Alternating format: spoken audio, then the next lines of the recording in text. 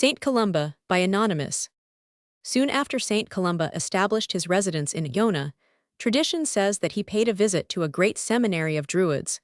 Then in the vicinity, at a place called Camusnan or Bay of Cells, in the district of Ardnamurchan, several remains of Druidical circles are still to be seen there, and on that bay and the neighborhood, many places are still named after their rites and ceremonies, such as Arden Tibert, the Mount of Sacrifice, and others. The fame of the saint had been for some time well known to the people, and his intention of instructing them in the doctrines of Christianity was announced to them.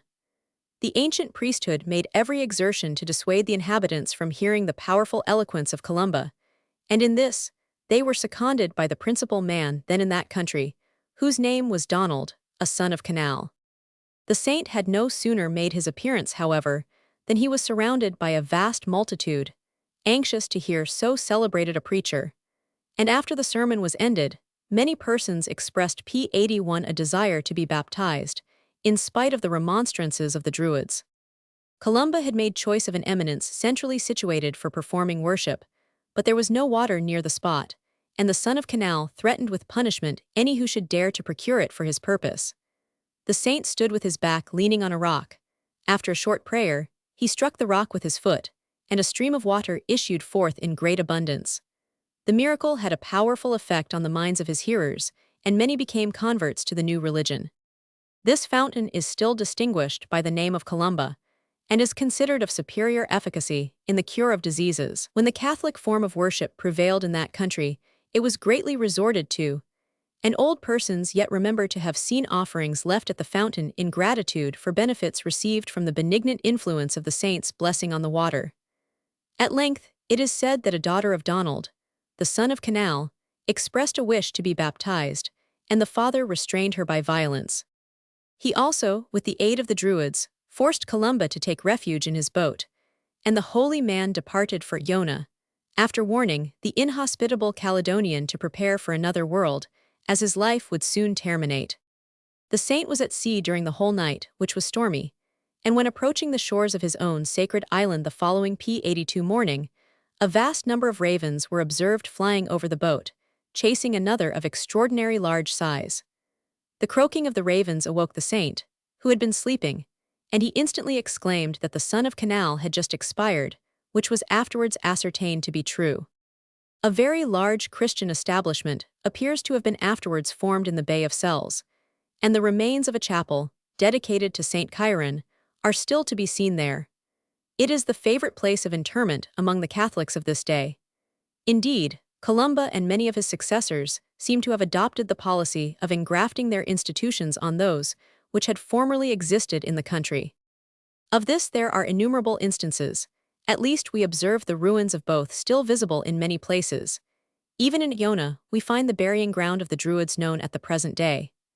This practice may have had advantages at the time, but it must have been ultimately productive of many corruptions, and, in a great measure, accounts for many superstitious and absurd customs which prevailed among that people to a very recent period, and which are not yet entirely extinct. In a very ancient family in that country, 2 round balls of coarse glass have been carefully preserved from time immemorial, and to these have been ascribed many virtues, amongst others, the cure of any extraordinary disease among cattle.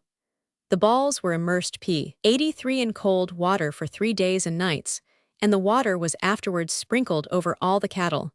This was expected to cure those affected, and to prevent the disease in the rest. From the names and appearance of these balls, there is no doubt that they had been symbols used by the archdruids. Within a short distance of the Bay of Cells, there is a cave very remarkable in its appearance, and still more so from the purposes to which it has been appropriated. Saint Columba, on one of his many voyages among the Hebrides, was benighted on this rocky coast, and the mariners were alarmed for their own safety. The saint assured them that neither he nor his crew would ever be drowned. They unexpectedly discovered a light at no great distance, and to that they directed their course. Columba's boat consisted of a frame of osiers, which was covered with hides of leather, and it was received into a very narrow creek close to this cave. After returning thanks for their escape, the saint and his people had great difficulty in climbing up to the cave, which is elevated considerably above sea. They at length got sight of the fire which had first attracted their attention. Several persons sat around it, and their appearance was not much calculated to please the holy man. Their aspects were fierce, and they had on the fire some flesh roasting over the coals. The saint gave them his benediction, and he was invited to sit down among them and to share P80 for their hurried repast, with which he gladly complied. They were freebooters, who lived by plunder and robbery, and this Columba soon discovered. He advised them to forsake that course, and to be converted to his doctrines, to which they all assented, and in the morning they accompanied the saint on his voyage homeward. This circumstance created a high veneration for the cave among the disciples and successors of Columba, and that veneration still continues, in some degree. In one side of it there was a cleft of the rock, where lay the water with which the freebooters had been baptized, and this was afterwards formed by art into a basin, which is supplied with water by drops from the roof of the cave. It is alleged never to be empty or to overflow, and the most salubrious qualities are ascribed to it. To obtain the benefit of it, however, the votaries must undergo a very severe ordeal. They must be in the cave before daylight. They stand on the spot where the saint first landed his boat, and 9 waves must dash over their heads.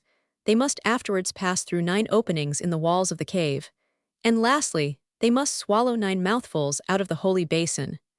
After invoking the aid of the saint, the votaries within 3 weeks are either relieved by death or by recovery. Offerings are left in a certain place appropriated for that purpose, and these are sometimes of considerable value, nor are they P85 ever abstracted. Strangers are always informed that a young man, who had wantonly taken away some of these not many years since, broke his leg before he got home, and this affords the property of the saint ample protection.